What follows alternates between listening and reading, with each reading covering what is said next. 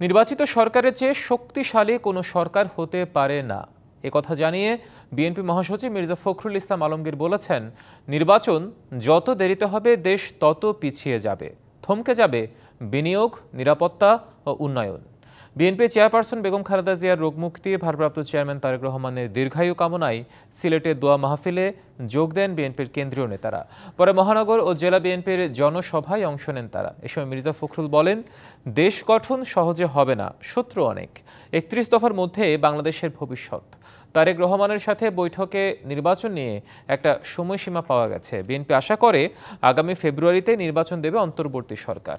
নির্বাচনের মাধ্যমে দেশে গণতন্ত্র প্রতিষ্ঠিত হবে, মানুষ হারানো অধিকার ফিরে পাবে।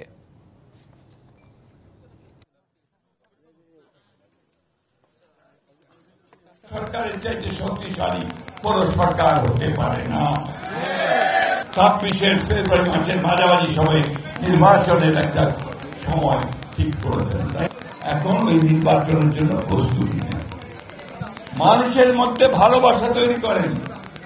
বিএনপি মানুষকে যেন মানুষ ভালোবাসে, বলে হ্যাঁ, বিএনপি ছাড়া আমাদের আর কোনো উপায় নাই।